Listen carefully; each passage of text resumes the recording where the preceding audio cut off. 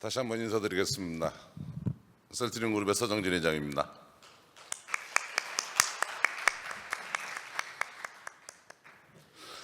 이제 우리 한경이 이 세 번째 행사를 합니다. 근데 이 세 번째 행사를 한 것을 어떤 의미로 가지고 있냐면, 원래 저희 같은 경우에는 이 전 세계 IR 미팅은 항상 오너들이 다녔어요. 그래서 제가 주로 가면은 이제 홍콩 가고, 싱가포르 가고, 맨하탄 가고, 보스턴 가고, 그리고 런던 가고 이런 식으로 순회합니다. 그래서 이게 이제 유럽이나 미국에서는 흔히 있는 일입니다. 그리고 그런데 이제 그동안 한국에서는 이런 행사가 별로 없었는데, 이 한경이 이제 이런 행사를 기획하시고 주관하시면서 사실 어떻게 보면은 우리나라의 이런 많은 투자자들한테 기업들이 인포메이션을 전달하고 하는 기회를 갖게 돼서 무척 기쁘게 생각하고, 그 다음에 즐거운 마음으로 나왔습니다. 아시다시피 이렇게 유튜브로 강의하는 거 있잖아요. 방송국 생방송 출연하는 거랑 똑같습니다. 말 한마디 잘못하면 수정이 안 돼요. 그래서 그룹 오너가 이런 데 나오는데 좋아하는 그룹 임원은 아무도 없어요. 그래가지고 다들 부회장들이 지네가 다시 나겠습니다 그러면서 내가 그랬죠. 네가 하는 거하고 내가 하는 게 흥행의 효과가 달라. 그래서 이 행사가 좀 더 많은 사람들이 동참해서 흥행에 도움되게 하려고 나왔습니다. 근데 이제 어제 그저께 이틀 동안 원고를 제가 직접 만드는데, 이런 유사한 행사가 있다 보니까 앞에서 써먹었던 원고를 또 써먹을 수 없잖아요. 그렇다고 또 맨날 새로 만들 수도 없고, 그래서 옛날에 써먹었던 거 약간 쓰고 새로운 거 집어넣고 해서 지금 현재 최신 인포메이션으로 최대한 잘 정리했습니다. 그리고 이게 IR 행사니까 마지막에는 저희 회사 IR도 좀 하도록 하겠습니다. 자, 그러면 제 얘기를 시작을 하도록 하겠습니다. 우선 다들 지금 코로나 어떻게 되냐는 거 다 물으시니까 그거부터 시작하겠습니다. 그러면 이제 한국에 어떤 영향 줄 거냐는 얘기 나올 거고, 그래서 쭉 나가기 때문에 이 목차로 이야기를 하고, 첫 번째 코로나는 어떻게 되느냐 하는 얘기로 가겠습니다. 코로나 언제 종식되는 얘기 무척 많이 봤습니다. 저도 우리 국민들이 지쳐가고 있다는 거 알고 있어요. 사실은 이 방역에서 국민이 지치는 것만큼 위험한 요인은 없습니다. 지쳐가면 방역이 안 되거든요. 그렇기 때문에 빨리 답을 내기 위해서 저희 같은 사람들이 최선을 다해서 이걸 종식시켜야 된다는 걸 누구보다도 잘 알고 있습니다. 그런데 불행하게도 이게 이제 예방약이나 백신이나 치료제가 나와야지 종식이 되는 건데, 과학은요 정치적으로 해결을 할 수가 없어요. 그래서 지금 백신을 올해 낸다 내년 초에 낸다는 얘기를 무척 많이 하는데, 미국 FDA 가이드라인을 놓고 보면 백신 내년 상반기 전에 출시하기 어렵습니다. 그리고 내년 상반기 전에 출시를 시도할 수는 있지만 FDA 가이드라인을 맞추기가 쉽지가 않아요, 이게. 그래서 백신은 빨리 내는 것보다 데이터가 안정한 걸 입증하는 백신이 제일 좋습니다. 그래서 이미 중국에서도 나왔고 러시아에서 나왔는데, 전 세계 사람이 믿고 쓸 수 있는 백신은 내년 상반기는 돼지 나온다, 이렇게 생각하시면 되겠습니다. 근데 백신보다는 치료제가 임상을 하기가 좀 더 쉬워요. 그래서 치료제가 백신보다 좀 더 빨리 나올 겁니다. 그렇다고 치면 내년 연말까지는 이 영향권 안에 있다고 생각을 하셔야 됩니다. 그래서 물론 이제 그 중에서 일상의 자유도가 얼마나 커질 수는 있느냐는 있지만 이 영향권에 있을 것이다.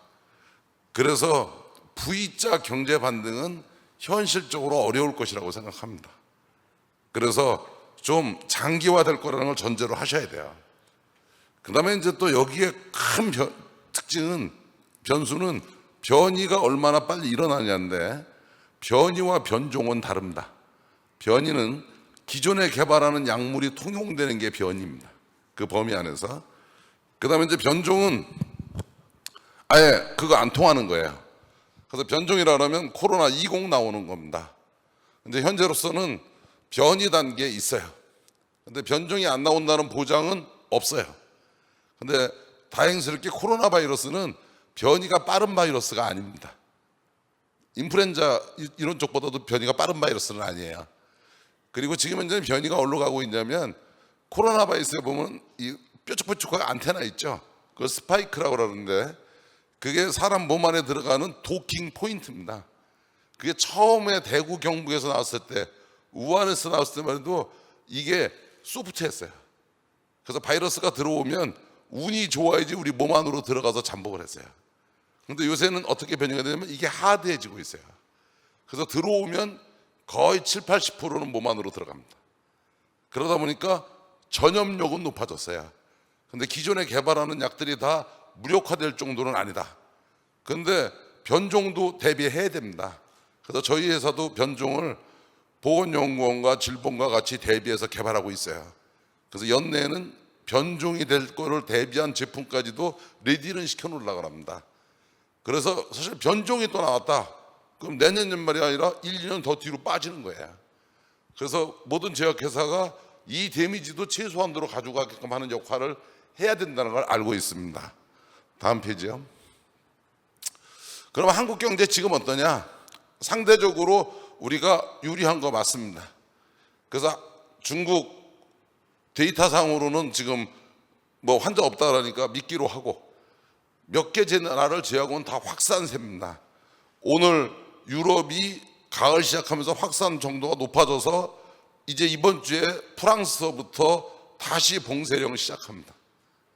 그리고 이미 유럽 모든 국가들이 봉쇄령에 가까운 브로킹을 지금 하고 있어요. 미국도 마찬가지고.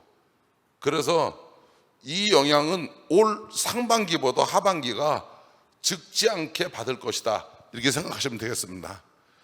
그 다음에 이제 우리나라는 어떠냐? 수출 의존도가 높은 산업은 아무래도 좀 더 오랜 시간 동안 어려워지겠죠. 그리고 또 그러다 보니까 우리 산업에 미치는 영향이 진짜 얼마나 있을 거냐?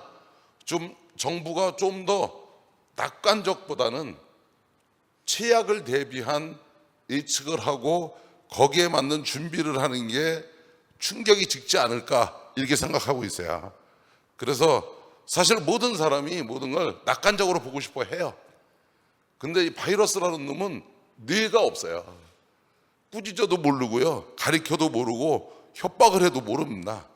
그러면 얘랑 싸우려고 하시지 마시고 얘를 관리하려고 해야 돼요. 그래서 사실은 좀 많은 경제단체에서 앞으로의 전망을 이렇게 내놓으시는데, 내가 재미난 얘기를 하나 하면 우리나라 경제, 전 세계 경제에 가장 큰 영향을 미치는 게 바이러스거든요. 바이러스 종식은 약이 나와야 돼요. 그럼 전망을 내놓는 분들은 약을 만드는 우리한테 물어봐야 될 거 아니에요. 어떻게 될 거냐고.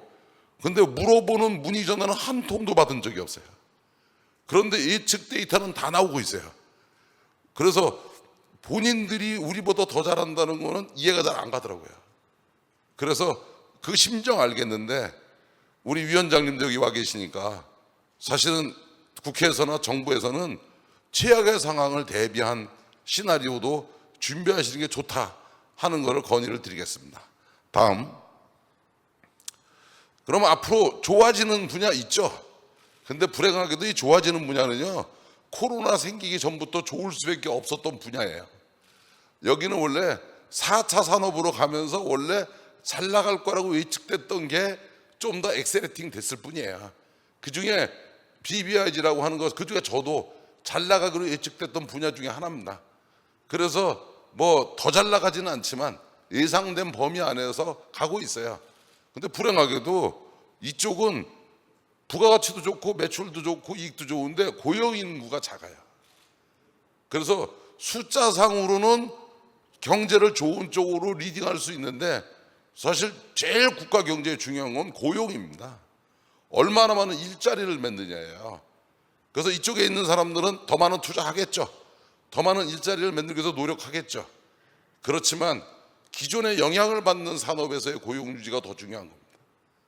그래서 잘 나가는 업종 지금 계획대로 잘 가고 있어요. 더 많은 투자해야 되고 더 많은 일자리 만들어야겠죠. 근데 그거보다는 정부가 관심을 가져야 되는 것은 위기 업종입니다. 이 위기 업종이 왜 중요하냐? 이 코로나 바이러스는요, 이거 100년에 한 번씩 지금 우연히 오고 있는데 200년 전에 페스트 왔고요, 100년 전에 스페인 왔고 2020년에서 코로나19 왔어요. 그러고 나니까 어떤 사람은 뭐 이런 게 계속 올 거라고 그러는데 계속 오지는 않을 거예요. 그래도 뭐 여기서 100년 이상 더 사실 분 안 계시니까 이 코로나19만 잘 해결해도 되거든요. 그러면 이건 유한한 고통입니다. 이때까지 버틴 수만 있으면 무너지는 기업은 공급량에서 줄어드는 거거든요. 그럼 기회예요. 그래서 사실은 이거를 위기다 이렇게만 잠깐만 보지 말고 기회로 반전시키는 슬기를 우리 국민이, 우리 국가가 발휘할 수 있어야 된다고 생각해요. 그래서 사실 저도 기업가입니다. 저도 오너예요. 뭐 다른 회사 회장과 뭔 생각 차이 있겠어요. 어느 기업이든지 보면 사실 어려울 때는 고용을 좀 줄여서라도 비용을 줄이고 싶어 하죠. 그런데 내년 연말쯤 돼서 모든 게 정상화가 된다 그러면 훈련돼 있든 숙련돼 있든 훌륭한 직원들을 다시 구할 수가 없잖아요. 그래서 끌어안고 같이 가는 것이 전략이다, 이렇게 생각을 합니다. 그래서 그러기 위해서는 우리 국민들끼리 서로 양보하고 절충하고 통합하는 지혜가 필요합니다. 그래서 1년 반만 꾹 참으면 되는데, 넉넉 잡고 짧게는 1년만 참으면 되는데 당장 뭐 내일 뭐 큰일 나는 것도 아닌데, 그래서 이것이 다른 나라보다 상대적으로 유리한 한국이니까 좀 슬기롭게 우리끼리 극복했으면 좋겠습니다. 그 다음에 내수시장 영향 덜 받죠. 그런데 내년 연말까지 수출이 제대로 안 된다고 치면, 많은 기업이 어려워진다 그러면 내수시장도 백약이 무효예요. 돈이 없는데 어떻게 해요? 돈이 없는데. 그래서 사실은 어떻게 보면은 우리끼리 지금 맨날 위기라는 말만 하지 말고 이거를 잘 극복하는 그런 국민들끼리의 토의가 있었으면 좋겠습니다. 다음. 그래서 우리나라도 응급조치했어요. 재정 확대하고, 그 다음에 미래산업은 선제적 투자하죠. 그 다음에 산업별로 공급별로 국가 자립도도 키우기 위해서 지금 해외 나가 있는 우리 업종도 불러들이고 있어요. 이거 우리만 하는 게 아니라 전 세계가 다 합니다. 그래서 전 세계가 돈을 다 풀어대니까 돈 풀으면 첫 번째 오는 게 투기예요. 그 다음에 오는 게 인플레이션입니다. 그 다음에 오는 게 뭐냐? 소득의 양극화예요. 근데 이 소득의 양극화가 더 심해지면 이거는 사회 질서가 무너집니다. 그래서 요새 사실 증권시장들을 이렇게 보면 이게 잘 이해가 안 가는 거예요. 전 세계 경제가 나쁜데 주식시장이 좋아요. 이거는 솔직히 말해서 투기예요.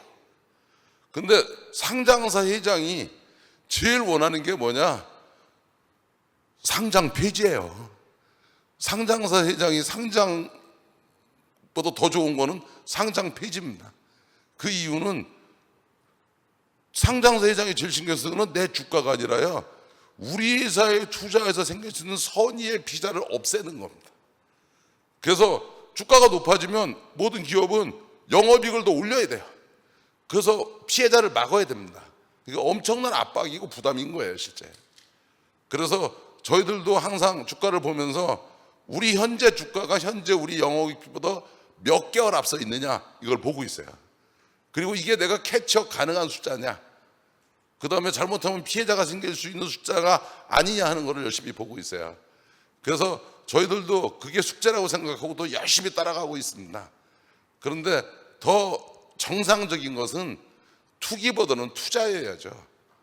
근데 뭐 투기하고 투자의 차이 딱 하나예요. 단기적으로 보면 투기성이 강한 거고요, 장기적으로 보면 투자성이 강한 거라고 생각을 합니다. 그런데 피해를 이제 극소화하는 것도 다 하고 있어요. 근데 제일 중요한 거는 대한민국의 미래를 위해서는 제조업의 중요성을 아셔야 됩니다. 제조업 없는 대한민국, 그거 신기루예요. 제조업은 사양산업이다? 아니에요. 제조업이 있으니까 비대면 사업도 있고 4차 산업도 있는 거예요. 그리고 제조업만큼 우리나라를 고용을 확보할 수 있는 길은 없어요. 그래서 저보고 훌륭한 사업가라 그러는데 제가 생각하는 진짜 훌륭한 사업가는 우리 인천 같은 데 보면 남동간에 있는 중소제조업을 하시는 사장들이에요. 그분들이 저보다 더 훌륭한 사람들입니다. 왜 그러냐면 우리나라의 전 국민의 일자리를 가장 많이 만들어주고 있는 데거든요. 그래서 이렇게 어려울 때 모든 정부의 정책이 제조업이 데미지를 덜 받게, 제조업이 정상화됐을 때 우리의 잠재력을 발휘할 수 있도록 그렇게 포커싱을 해주셔야 된다고 생각해요. 그래서 더 정확하게 말하면 잘 나가는 업종 관심 끊으셔도 돼요. 지원 안 해주셔도 잘 나가는 업종은 지네끼리 알아서 잘 갑니다. 근데 정부와 국회와 모든 사람들이 지금 우리가 보호해야 할 대상은 제조업을 강하게 만들어야 된다. 다음,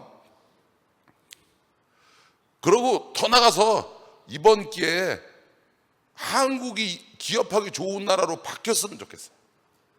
그래서 많은 사람들이 저보고 한국이 기업하기 좋은 나라냐고 물어보는데 내 나라를 나쁘다고 할 수도 없고, 그렇다고 좋다고 하면은 반론이 너무 많이 들어오고, 그런데 이번 기회에 진짜 한국이 기업하기 좋은 나라로 체질을 확 바꿨으면 좋겠다는 얘기입니다. 그래서 위기가 왔을 때 기회가 존재하듯이 이 기회로 반전시켰으면 좋겠습니다. 그렇게 해야 되는 이유 중에 하나가 우리는 또 변수가 많아요. 미국하고 중국하고 싸워서 계속 싸울 것 같은데 우리한테 좋을 거 하나도 없죠. 그 다음에 위에는 북한이 있죠. 그 다음에 우리는 중간재 수출을 많이 하고 있는데 많은 나라가 이번 기회에 기술 중간재들을 전부 불러들이려고 해요. 그렇기 때문에 사실은 우리한테 유리한 것도 있지만 아주 크리티컬하게 불리한 것들이 있기 때문에 이 기회를 잘 발휘해서 활용해서 국민이 하나 되는 계기였으면 좋겠습니다. 그래서 국민을 대통합할 수 있는 계기가 코로나19가 우리한테 주는 종합선물 세트이기를 바랍니다. 다음, 그러면 이제 저희 회사는 뭐 하고 있느냐? 이제 지금까지 바이오시밀러 전 세계 선두업체로 왔어요. 그리고 바이오 베타라고 해서 사실은 이제 신약에 가까운 약을 올해부터 출시하기 시작했어요. 그러니까 부가가치율이 더 높아졌죠. 그러다가 코로나 바이러스가 터지는 바람에 원래 저희 회사는 에이즈 바이러스도 만져봤었고 인플루엔자 바이러스도 만져봤었고 사스도 만져봤었고 메르스도 만져봤었어요. 그래서 바이러스 쪽에 전 세계 몇 안 되도록 기술 자립도를 가지고 있는 회사입니다. 그래서 이거 아무리 처음에 딱 터졌을 때 보니까 이건 팬데믹으로 100% 가는 바이러스예요. 그래서 우리나라에서 환자가 생기자마자 항체 받아다가 이제 치료제 개발하기 시작했어요. 그래서 지금 현재는 기존의 바이러스 가지고 하는데 1,500억 투자하고 있어요. 그리고 변종까지 고려하면 1,500억을 더 투자합니다. 그 다음에 이제 사실은 원래 조기 상업화를 하려고 그러면 리스크를 안고 생산을 해야 돼요. 그 중에는 의무적으로 해야 되는 것도 있고 리스크를 내가 안는 것도 있는데 그렇게 해서 지금 투자를 해서 진행을 하고 있는데 어쨌든 원치 않게 신약을 좀 더 빨리 가는 겁니다. 그리고 궁극적으로는 우리도 신약으로 넘어갈 거고 더 나가서는 이제 원격 진료 쪽, AI 원격 진료 쪽 이런 쪽으로 갈 겁니다. 다음. 그러면 그 중에서 바이러스라는 게 어떤 거냐는 얘기를 좀 말씀드릴게요. 바이러스는 어떤 거냐면요. 몸 안에 딱 들어오면 대개 5일 되면 증세가 발현됩니다. 5일 되면 평균으로. 그러면 증세가 발현된다는 얘기는 몸 안에 들어오면 증세 발현되기 마이너스 이틀 전부터 바이러스가 번식을 하기 시작해요. 그리고 번식량이 제일 많아지는 거는 일주일 정도 지났을 때 제일 많아집니다. 그 사이에. 그러고 항체는 증세 바이러스가 번식하고 5일쯤 되면 항체가 생기기 시작해요. 그래서 아무 약을 안 써도 정상적인 사람은 되게 많은 사람은 2주 내주 3주가 되면 바이러스는 몸 안에 거의 없습니다. 그래서 코로나19 중환자들은 병원에 입원한 지 3주 4주 된 사람들은 확률적으로 바이러스가 없을 확률이 더 높습니다. 그러면 이 사람들은 바이러스도 없는데 왜 환자가 돼 있느냐? 그 얘기를 하면 이 바이러스가요 몸 안에 들어와서 번식을 할 때는 RNA 복제를 해가지고 몸 밖으로 튀어나가는데 그때 RNA 바이러스 막을 깨면서 나가요. 근데 이 바이러스 막에서 독성이 뿜어져서 독성이 장기에 염증을 일으키는 거예요. 그러니까 장기 손상을 주는 거죠. 근데 지금 이제 모든 치료하는 약은 바이러스가 몸 안에 못 들어가게 막아주는 게 백신이고요. 우리 항체 치료제고 혈장 치료제야. 몸 안에 들어간 바이러스는 복제를 못하게 교란시키는 게 항바이러스제예요. 다 이 약들은 초기 치료제입니다. 중증 환자 치료제가 아니에요. 왜냐하면 중증 환자는 바이러스도 없는데 거기에 뭐하러 항바이러스제를 넣어요? 없는 바이러스에다가. 초기에 치료하는 거거든요, 이걸 다. 그러면 이게 늦으면 장기가 데미지가 생긴 거거든요. 그런데 젊은 사람들은 감염이 안 되는 게 아니라 그 사람들도 장기 망가진 거예요. 근데 회복 능력이 좀 더 강한 겁니다. 근데 55세 이상 되시는 분들, 특히 저같이 비만한 사람들은 대개 보면 당뇨를 가지고 있고요, 혈압이 높고요, 콜레스테롤 때문에 혈액순환이 잘 안 돼요. 그래서 우리가 그냥 턱 봤을 때 수치 안 보고 비만하면 고위험군으로 중증으로 갈 확률이 높다 이렇게 생각합니다. 그런 분들 같은 경우에는 장기에 데미지를 입고 나면 회복이 잘 안 돼요. 그러다 보니까 사실은 지금 병원에 계시는 환자는 바이러스 때문에 계시는 게 아니라 장기가 손상돼서 계시는 건데, 불행하게도 손상된 장기를 치료하는 약은 없어요. 있어도 20, 30년 전부터 쓰던 것밖에 없어요. 인터페론이라는 거 있고요, 그 다음에 스테로이드밖에 없어요. 근데 둘 다 부작용이 심해서 잘 못 쓰는 약이에요. 이것밖에 없습니다.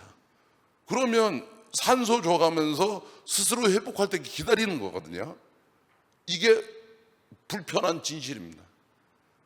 그래서 어쩔 수 없으니까 지금 현재는 경증 환자, 중증 환자 이렇게 바꿔놓고 있는데, 사실은 진짜 중요한 환자는 경증 환자예요. 조기 치료해야 되는 환자거든요. 중증 환자는 현존하는 약도 없고 미래 약도 가능성이 높지 않아요, 실제. 그러다 보니까 조기 진단에서 조기 치료하려고 이 약들을 개발하는 거지 중증 환자에 놔주려고 개발하는 거 아니에요.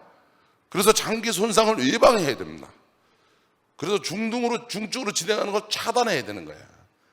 그래서 이렇게 치료제가 나올 수 있다고 치면, 현재는 경증 환자, 중증 환자 이렇게 갈라놓고 있는 거를 고령자나 기저질환자, 장기 손상이 됐을 때 회복력이 떨어지는 사람과 건강한 젊은 층으로 분류해서 약을 제일 먼저 놔줘야 되는 거는 고령자나 기저질환자들을 조기질환에서 조기 치료하려고 이 약을 개발하는 겁니다. 그리고 약물이 충분하다면 건강한 사람까지 가야죠. 왜냐하면 건강한 사람은 괜찮으냐, 이미 장기는 폐가 엑스레이에 문제가 없어 보여도 CT를 찍으면 이미 염증 생겨 있는 겁니다. 이미 열이 났다, 폐렴 진행했다는 얘기예요. 그래서 폐에 염증이 생겨 있는데 아무 일이 없느냐? 그런 폐가 어디 있어요? 데미지 다 있죠. 그러고 보고 후유증이라고 하는 겁니다. 그래서 우리도 그 중에서 조기 치료제는 항체 치료제도 개발하고 있고, 진단 키트도 개발하고 있고, 그 다음에 이제 자가 면역 질환 환자들 같은 사실은 자기 면역 세포가 자기를 막 공격해요. 이런 걸 보고 사이토카인이라고 하는데, 기존에 우리 류마티스 치료제를 옥스포드랑 같이 해서 이렇게 3가지 제품을 지금 라인업을 시켜놓고 있어요. 다음.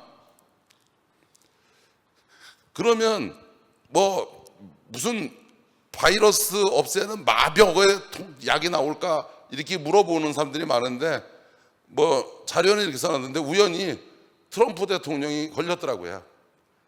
그래가지고 1차로 트럼프 대통령한테 처방했던 게, 우선 항체 치료제를 지금 가장 쓰는 게 저희하고 미국 2개 회사 중에 하나인데, 그 중에 한 회사 약을 가장 고처방으로 인젝션 했더라고요.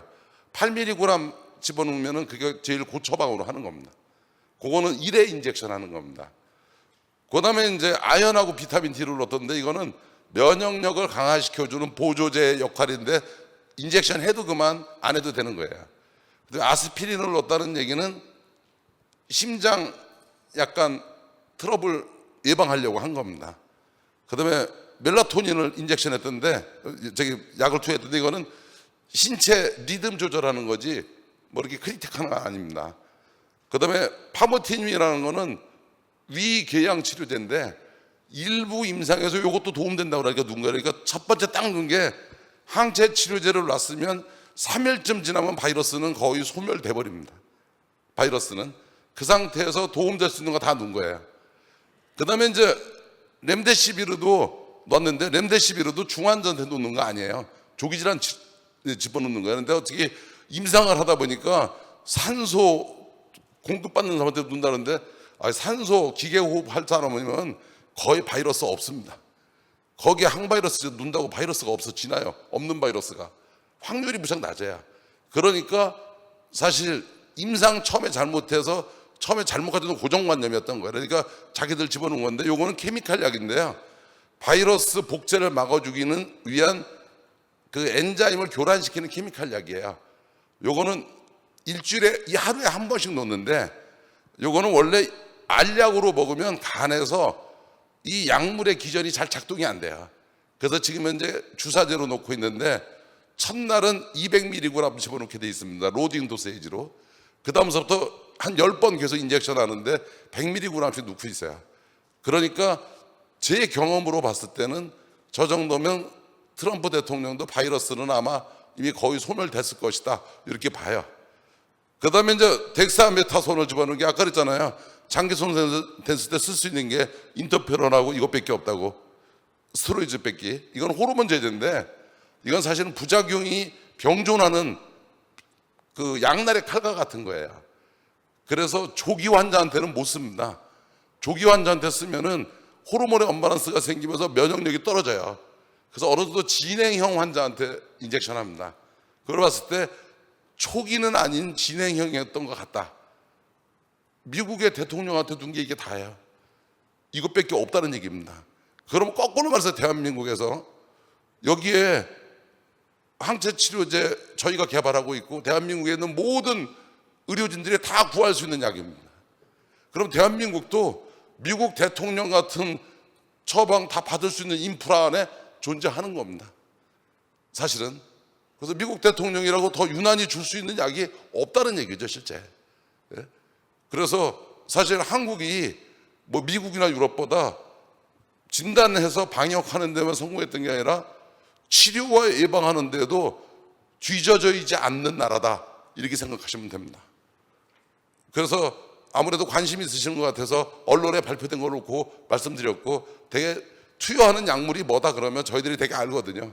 상태가 어떻구나, 저거 왜 놨구나, 그렇게 알고 있습니다. 다음. 그래서 이제 코로나 얘기는 마무리하겠습니다. 지금 저희가 이상을 하고 있는데, 이상을 지금 현재 한국에서 허가받았고 미국과 루마니아에서 허가받았고, 아마 이번 주 다음 주에 유럽에 한 7개국 정도 더 허가가 떨어질 것 같아요. 그러면 이상 환자 300명 정도 임상 끝나는 데는 11월 말 12월 초면 끝날 것 같아요. 그리고 지금 우리 경쟁사 같은 경우에는 오너가 없는 회사다 보니까 임상을 임상 대행회사한테 맡겼어요. 그래서 우리 경쟁사 중에 한 회사 보니까 환자 평균 연령이 44세더라고요.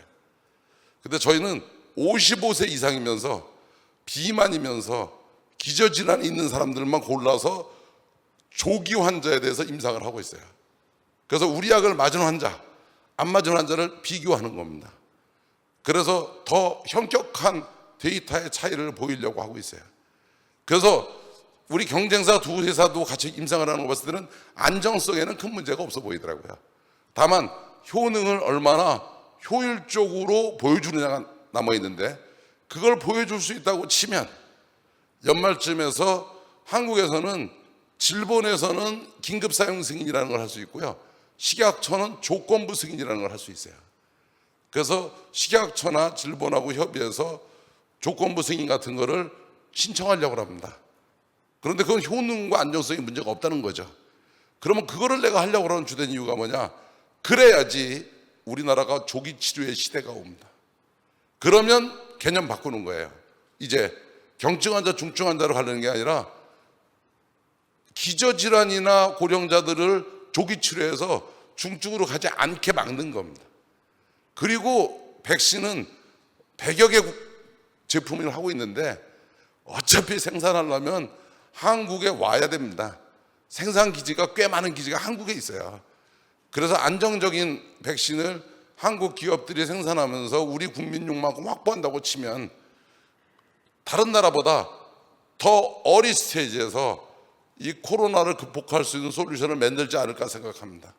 그래서 제가 이건 제 개인적인 희망이에요. 이제 이상 데이터가 잘 나와서 조건부 승인을 받을 수 있다고 치면 정부한테 건의하려고 그래요. 대한민국 전 국민을 전부 진단을 하자. 그 다음에 이제는 옛날에 유전자 진단만이 아니라 간이 진단 키트도 많이 나와 있으니까 그래서 환자들을 당일 치료제 인젝션 하자. 그러면 중증으로 발전하는 환자가 없을 테니까요. 그러면 대한민국이 세계 최초의 진정한 바이러스 코로나19의 청정국가로 들어갈 수 있을 거라고 생각해요. 그러면 일상이 좀 더 자유로워질 거라고 생각해요. 그러면 지쳐가는 국민들한테 희망을 줄 수 있을 거라고 생각해요. 그러면 제가 지금까지 열거했던 것만큼 비관적인 얘기를 더 많이 줄일 것이라고 생각합니다. 그래서 저 코로나19 치료제 돈 벌으려고 개발하는 거 아니에요. 이거 아니어도 우리 회사 먹고 사는 데 진짜 없어요. 그런데 그래서 국내에다가는 원가로 공급하겠다 이렇게 선언을 했던 거예요. 근데 우리나라는 환자가 많지 않아서 우리가 이 약을 개발한다고 그러면 국내에는 많이 사용되지 않을 거예요. 근데 이제 전 세계에서 많이 사용될 텐데 내 경쟁사가 하도 비싸게 불러놔가지고 경쟁사보다 싸게만 받아도 꽤 수익은 괜찮겠더라고요. 그래가지고 경쟁사 가격들 얼마나 받을 건가를 우리가 계속 벤치마킹을 하고 있는데 뭐 내년에 꽤 이게 효자 노릇도 하겠더라고요. 그런데 사실 여기서 제가 드리고 싶은 말씀은 열심히 하겠습니다. 그리고 좋은 결과가 내도록 우리 모두 최선을 우리 직원들이 하고 있습니다. 그리고 이것이 우리 회사의 약물 개발이 아니라 우리 국가의 코로나19에서 조기에 좀 더 자유로워진 국가가 되기 위해서 중요하다는 것을 잘 알고 있습니다. 그래서 여태까지 주말 한 번 쉬어본 적 없었고요. 추석 연휴 쉬어본 적 없어요. 그리고 이 바이러스랑 싸우는 거 모든 사람이 안 하고 싶어 해요. 근데 누군가는 해야 되는 거 아니에요. 그래서 우리만 열심히 해라. 보건연구원도 무척 열심히 하고 있어요. 질본도 열심히 하고 있고 식약처도 열심히 하고 있으니까 그리고 민관협력 잘해서 하고 있으니까 이 방송을 보시는 국민들이 좀 기대해 보시고 믿어주셔도 될 거라고 생각합니다. 이 정도면 박수는 쳐줘야 되는 거 아니에요? 아니 마스크 쓰더니 박수도 안 치세요? 그래서 사실 저도 잘 되기를 기대합니다. 그 다음에 이제 사실 올 초에 제가 2030 푼이라는 걸 발표를 했는데 왜 했냐? 저 19년 전에 창업할 때 내가 이렇게 큰 회사 오너가 될 줄 몰랐고요. 내가 이렇게 유명한 사람이 될 줄 몰랐어요.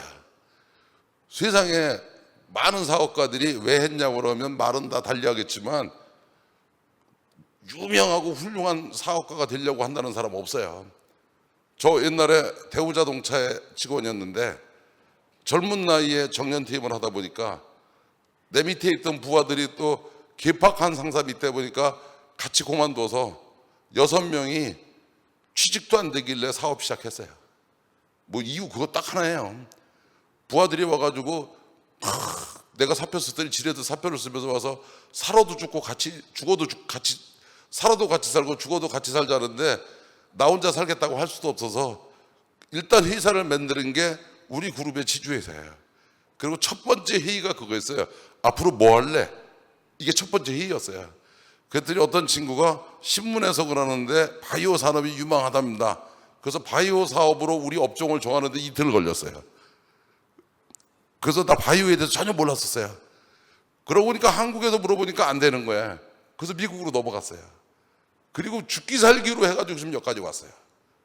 그런데 가끔 뭐 우리나라에서 내가 몇 번째 부자다 이런 거 뉴스로 막 나오면 제가 내가 물어봅니다. 우리가 진짜 부자냐고.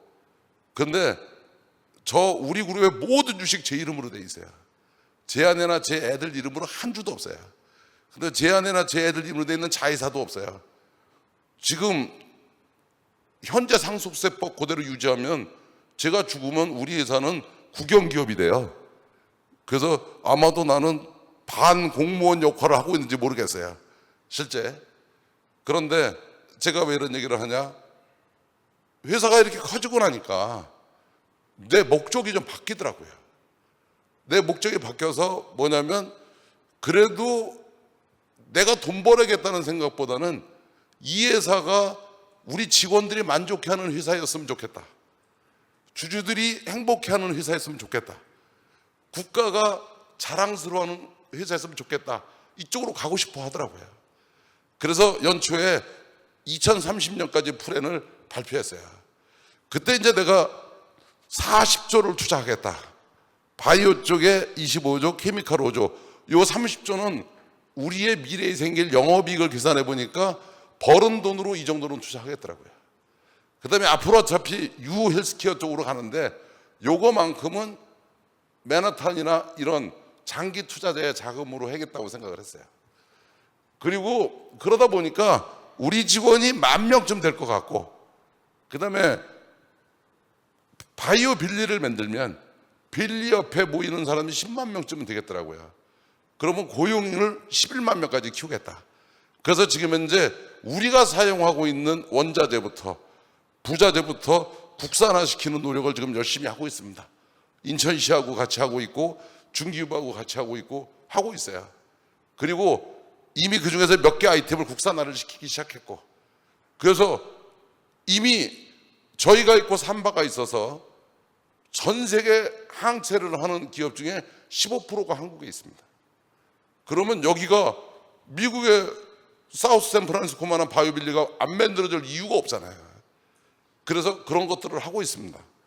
그 다음에 또 이제 후배들을 기르고 싶더라고요.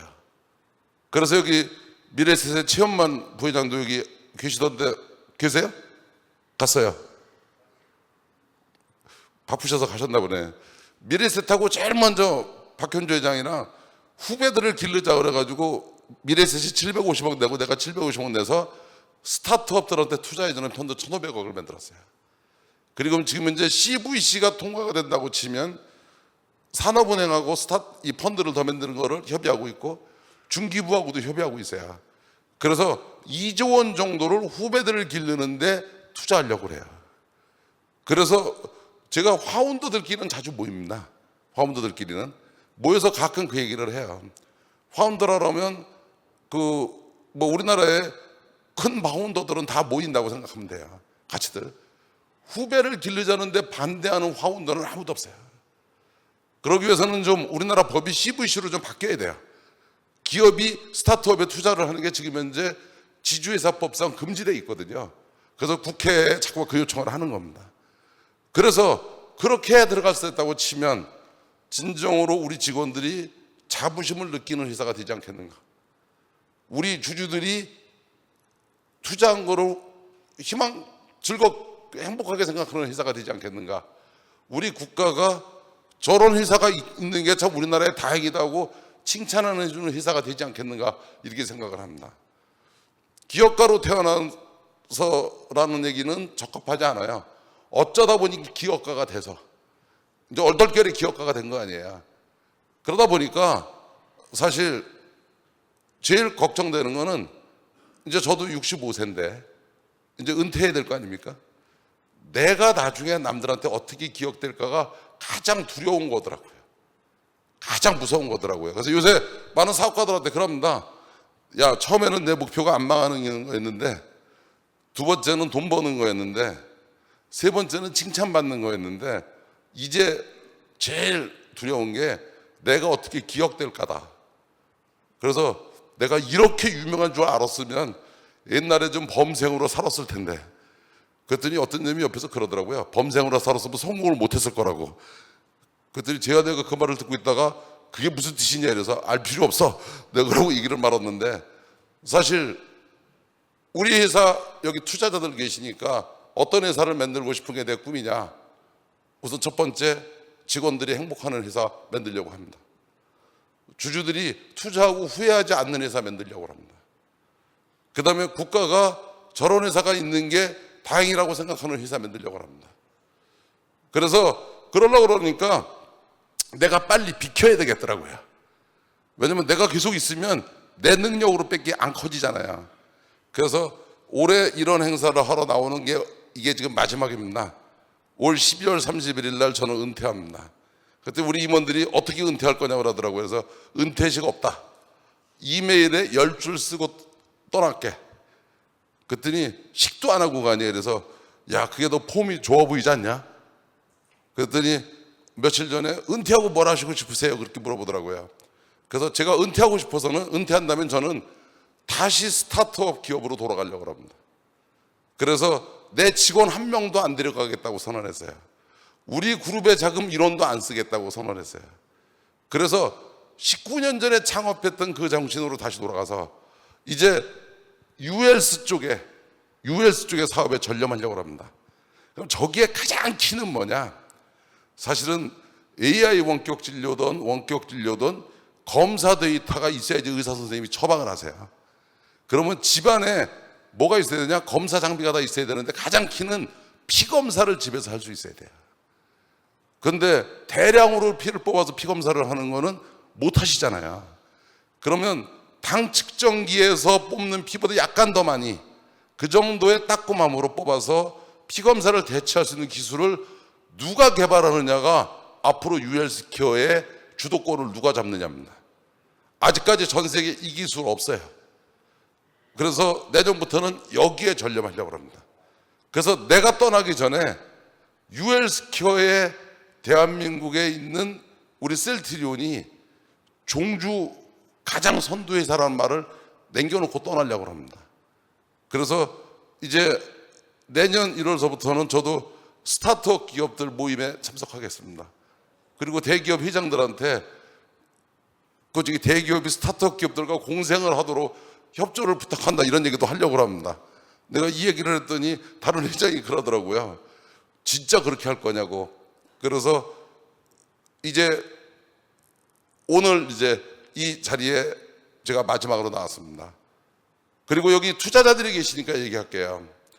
사실은 2030 플랜을 제시할 때 제가 뭐라고 제시했었냐면 2030년 됐을 때 세계 1위 기업하고 싸워보겠다고 그랬어요.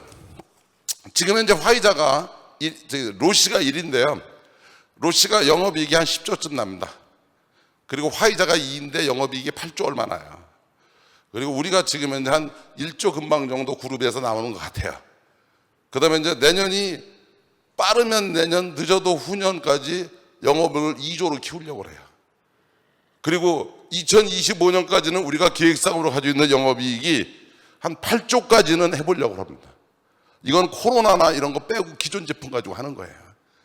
그래서 2030년쯤 됐을 때는 내 후배들이 전 세계 가장 큰 제약회사가 한국에 있다는 얘기를 하게 하려고 합니다. 그래서 다행스럽게 저희는 코로나 치료제니 뭐 이런 거 빼고도 기존 제품 가지고 해마다 최소한 매출액과 영업이익을 70% 이상은 신장시킬 수 있을 것 같아요. 그리고 뭐 많이 나가면 100%까지 신장할 수도 있을 거라고 생각합니다. 그래서 내가 이 말을 한다고 그랬더니 우리 임원들이 또 신신당부를 하더라고요. 잘못하면 공시법 위반이 될 수 있으니까 말을 두리뭉실하게 하셔야지 직설적으로 하시면 안 된다고. 그래서 이게 두리뭉실하게 한 겁니다. 근데 이 얘기는 자신감을 얘기하는 게 아니라 내 희망을 얘기하는 겁니다. 이 희망을 가지고 우리 직원들이 저와 열심히 뛰고 있어요. 그래서 아까 말했듯이 직원들도 보람을 느끼고 주주들도 행복해하고 그리고 계속 회사를 키워나가면서 우리나라에 기념될 수 있는, 기억될 수 있는 좋은 회사를 만들겠습니다. 지금까지는 저희 회사 얘기를 했습니다. 이런 얘기들을 다 모아서 우리나라의 많은 투자자들이 한국의 기업에 투자하는 것이 좋은 선택이었다는 것을 확신을 갖게 하기 위해서 저와 같은 사업하는 사업가들하고 같은 공감대를 계속 키우겠습니다. 그리고 더 나아가서 해외에 있는 많은 투자자들이 한국 기업의 투자의 볼륨을 키우기를 바랍니다. 그래서 이 작은 나라가 우리 세대보다는 우리 다음 세대가 더 덜 고민하고 더 행복하고 더 즐겁게 살 수 있는 나라를 만들고 떠난다고 하면 우리 세대의 일원으로서 저도 상당히 보람되다고 생각합니다. 이제 제가 부여받은 45분의 스피치가 13초를 지났기 때문에 여기서 마치고 한 10분간 질문 토의를 받도록 하겠습니다. 고맙습니다.